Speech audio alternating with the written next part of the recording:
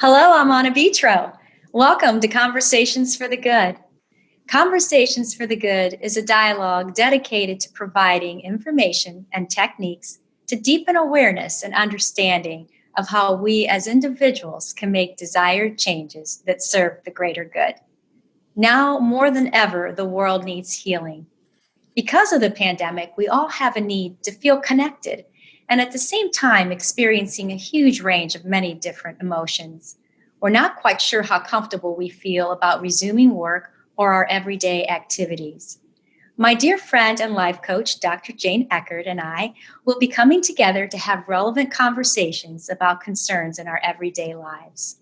As we adjust to a new normal, I hope you will take the time to listen and find these conversations informative and helpful. First, I'd like to introduce our expert, Dr. Jane Eckert. Dr. Jane Eckert is a licensed psychologist and life coach who has served in Akron, Ohio for almost 40 years in local hospitals, addiction treatment facilities, psychiatric units, and on community boards. She has extensive training in traditional psychotherapy and alternative models for health and wellness, such as energy psychology, energy medicine, and mindfulness meditation.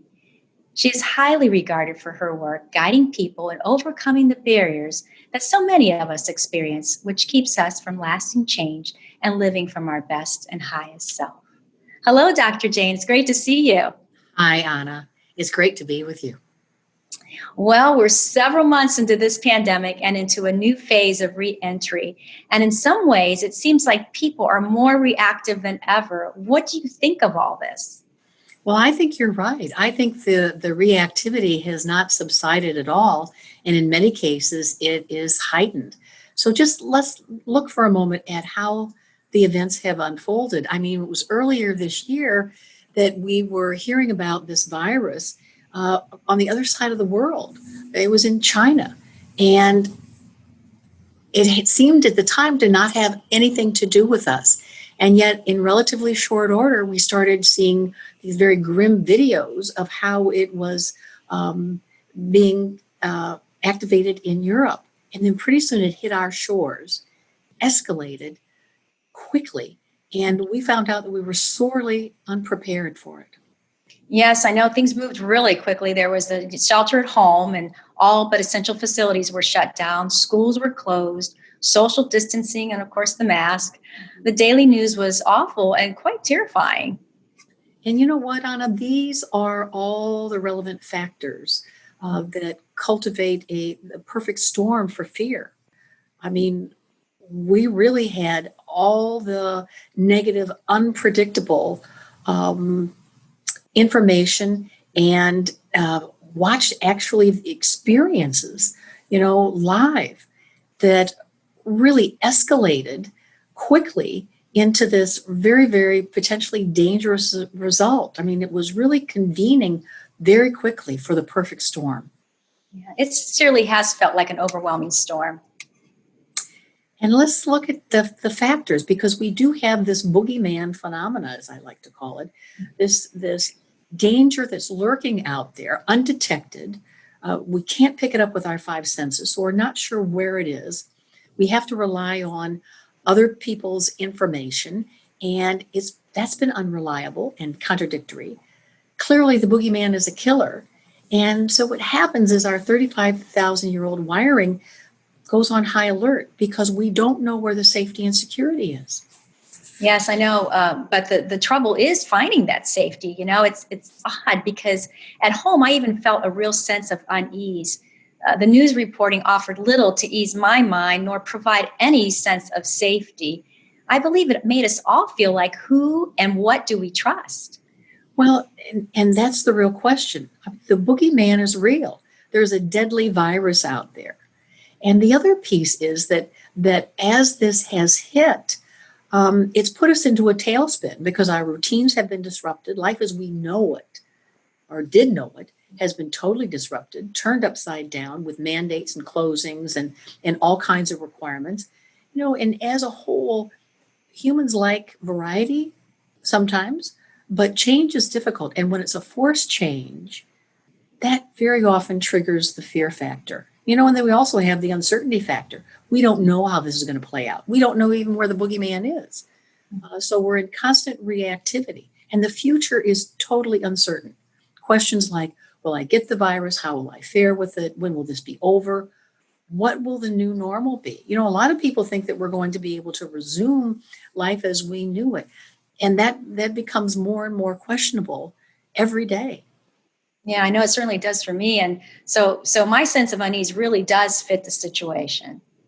Absolutely. On the people that I'm talking to are expressing a wide variety of reactions: irritability, anger, sleep issues, excessive worrying, a lot of negative thinking, weight gain, weight loss, increased alcohol consumption. All these are products of this prolonged stress and the uncertainty. Yeah, this truly is the perfect storm. And the uncertainty of not knowing how this is all going to play out really keeps the fear whirling. Yes, we are definitely in whirling fear.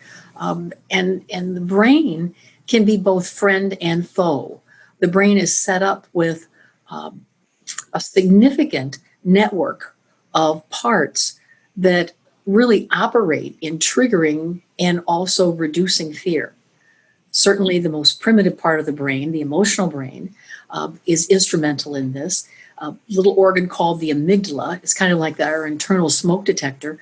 Even with the slightest threat, that tends to be activated and moves us literally in a heartbeat to full survival reactivity. And that is that all systems are on with the sole purpose and the sole focus of our own survival, protecting us. This is what we've known as the fight, flight, or freeze syndrome. Focus totally on finding safety, focus totally on surviving. So, what you're saying is that the stress response starts in the brain, but then quickly spreads to the body and puts it in high alert. That's absolutely right. The systems, are on. All the physiological systems are on. Increased heart rate, increased respiratory rate, shifts in blood flow, dry mouth.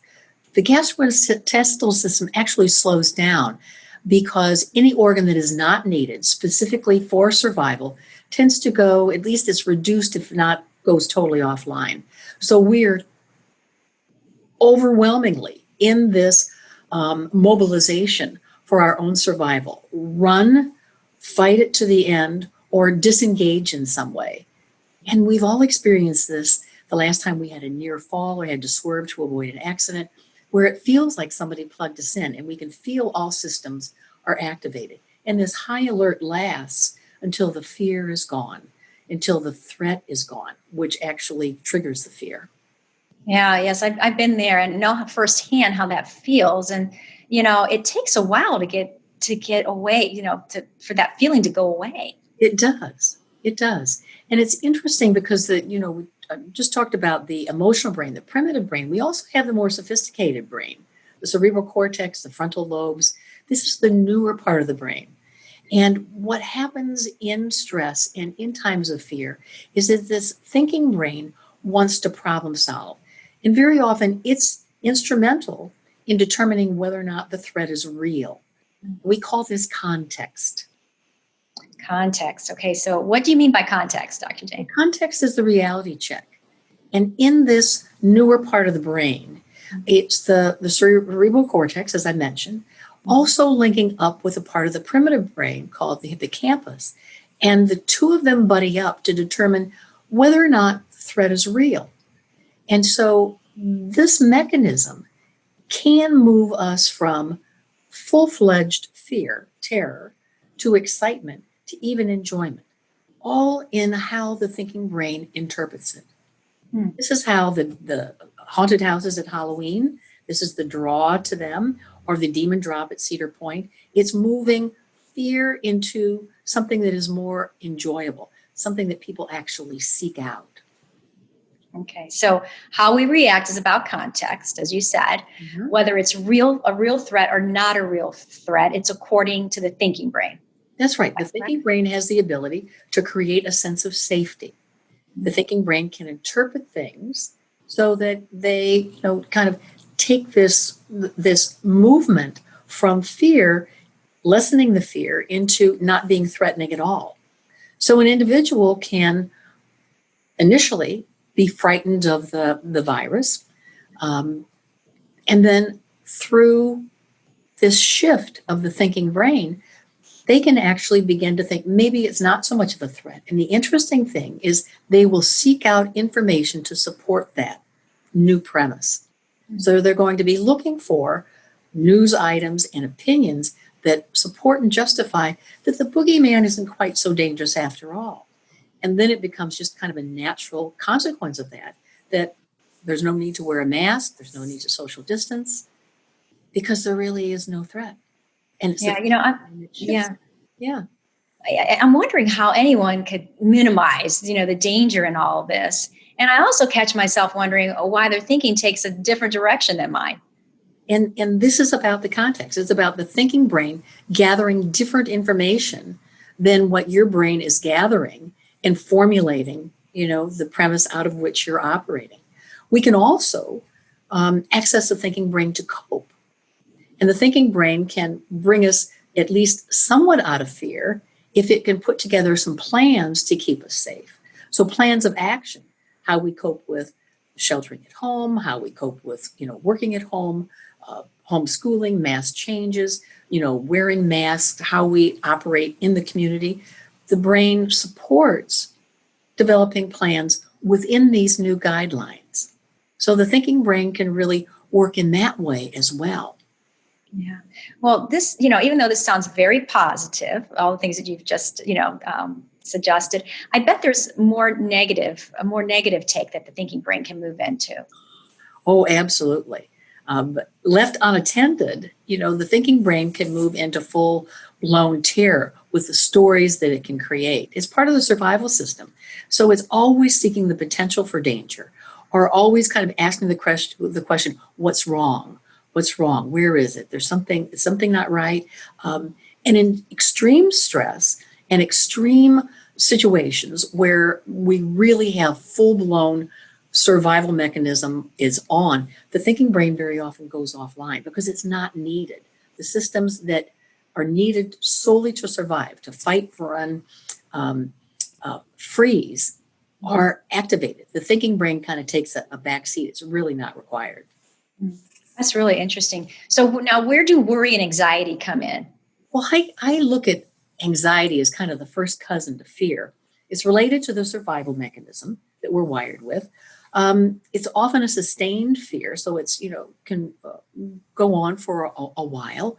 Um, Oftentimes, it's not as intense, although anyone who's ever had a panic attack would debate me on this, because certainly in panic, people very often feel full-fledged terror.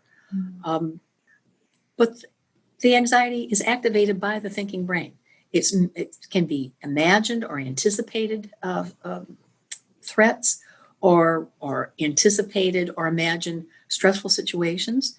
And what happens is the body takes it as fact. So the reactivity of the body is based on what the thinking brain is saying.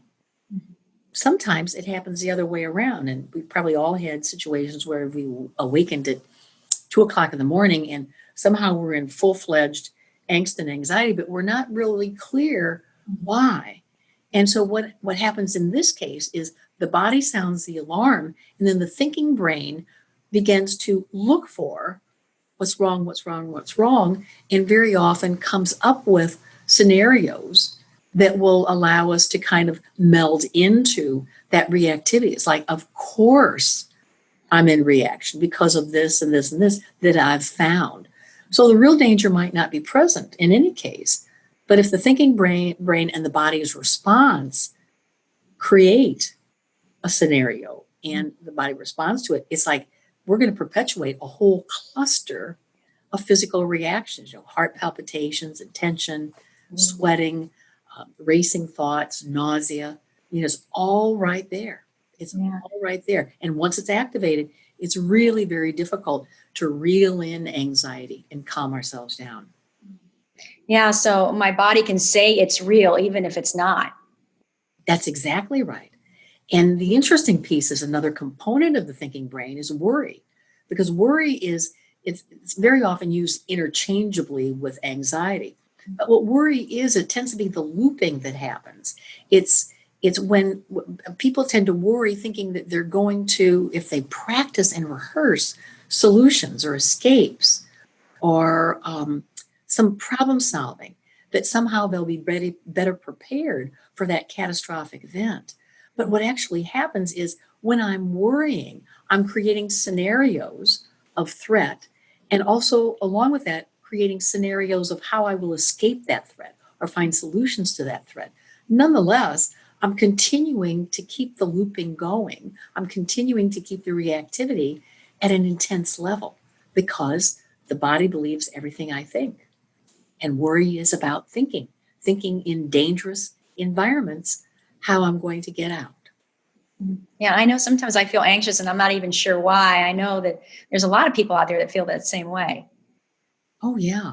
The interesting piece with that is that where there are gaps, the thinking brain will fill in the gaps. Real or imagined, it'll fill in the gaps. So it's important to know that with fear, anxiety, or worry, whatever those gaps are can easily be maneuvered into negativity, into more of a problem. The brain trawls for danger. It's part of how we keep safe. It's part of the survival mechanism. That little amygdala that I call the smoke detector is really kind of the hub of surveillance. So it is constantly scanning and trawling for what's wrong, what's wrong, what's wrong. And the worry is always going to crank out plans for how I'm going to deal with what's wrong, what's wrong, what's wrong. So, one scenario is never going to be enough. Yeah, Dr. Jane, this is a lot of information. How do we keep it all straight? Well, I often use what I call the lion analogy. There's sometimes that we're in situations where there is a real lion. We are in imminent danger. The lion is chasing me. My thinking brain will probably go offline because what I need to do is I need to get to safety. I'm in fight, flight, or if need be, I will disengage in order to survive. Yeah. So it is real. Everything that's happening to me is activated so that I can survive this real threat. Deadly virus, it's real. It's a real threat. And so very often people are finding themselves in this heightened sense of reactivity because it's real. And then there's also the context that I mentioned. So this is, how is it that my thinking brain can make this deadly lion not threatening, not dangerous? Well, if the lion is in a zoo, if my thinking brain kind of frames it in a zoo and my prefrontal lobes, my hippocampus really kind of reinterpret this as, well, it's not so dangerous. I mean, it could be dangerous, but it's not dangerous to me. Then I form the context that has minimized or neutralized that threat. Context can also work in the opposite direction. It can also heighten depending on where my interpretation is, where my thinking brain is taking me. It's all about perception. It's all about how I put together my interpretation of what's happening. And then we have anxiety and worry. And this is, I can imagine that a lion is chasing me. I can really kind of put together the visual and I can respond accordingly. My body's going to, with that thinking brain, believing that there is a lion that could possibly chase me, I'll go into reactivity. As I become more anxious, I become more sensitive. And so I'm into the looping. And then my worry comes in, really looking to rescue me because it's going to come up with solutions. And yet, so often, it's in that looping that we continue to perpetuate the reactivity because worry is never going to crank out just one scenario as a solution. We tend to go over and over and over rehearsing, and the Yeah. body believing every bit of it and Yeah. keeping me and maintaining me in that reactivity. Okay, so when we're in that reactivity and we're having those looping thoughts, how do we bring it back online? Well, Anna, the thing that I suggest is cultivate practices before you're in high levels of reactivity, or at least begin to practice them when you're in moderate levels of reactivity. reactivity, because learning something new at high levels of reactivity, it just doesn't work. So something as simple as using quieting techniques, breathing techniques, can interfere with that fear network and really help us regain balance. Yeah. Well, this is interesting. It sounds like we have more control than I thought that we had. So, what do you recommend that we do, Dr. Jane? Well, I suggest we keep it simple. Um, Simple in the sense of I have a three-part practice that I usually suggest that people do 3 to 5 minutes a day, starting first of all with going to our breathing. And I know that might sound, you know, like what does that really mean? Well, what it means is taking our attention to our breath, the inhale and the exhale. A lot of people will say, take a nice deep breath.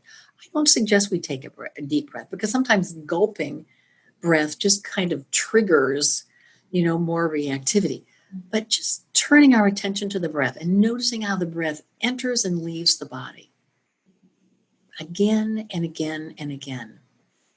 Just focusing in this way takes us out of the chatter of that negativity, takes us out of the stories of the thinking brain. And then if we add something like a word or a phrase to the inhale and exhale, something like relax, let go,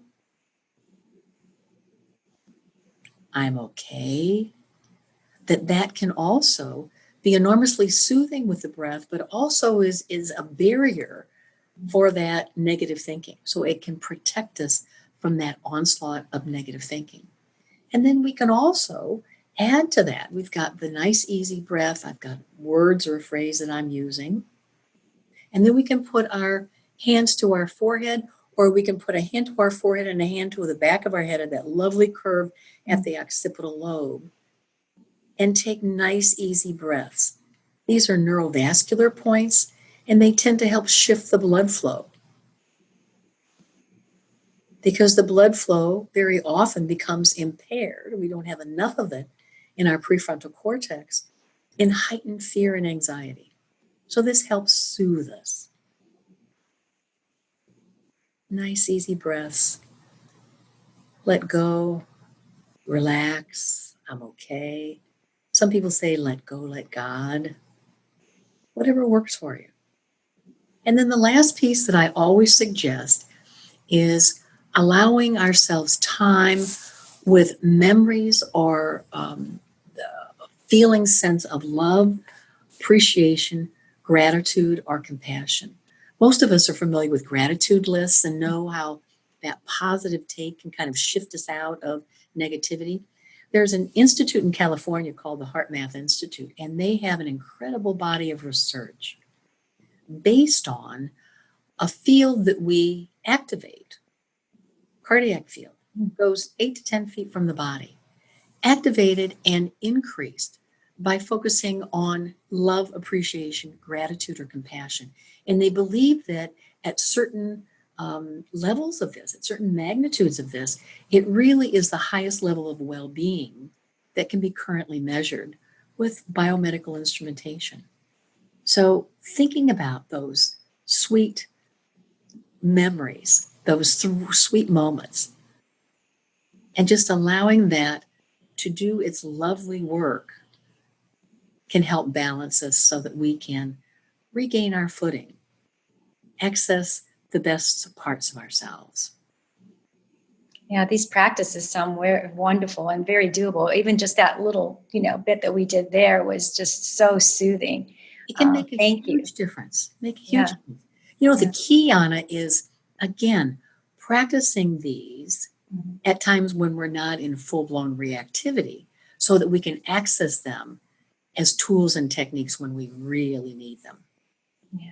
Well, thank you for those, Dr. Jane. Really appreciate that. Now, since we've been talking, I'm wondering about the ongoing reactivity and possible anxiety that we all may be experiencing during the continuation of this pandemic. I think we should let's make that our next topic to discuss on Conversations for the Good. What do you think? I think that's an important topic, Anna, because in prolonged stress, there's the potential for uh, trauma. And this is an important piece for us to know about and to understand, both for ourselves and for our loved ones. Mhm. Well, Dr. Jane, this has been incredibly informative. Thank you again, and I'm looking forward to our next conversation for the good. I am as well, Anna. Thank you. Bye now. Thank you.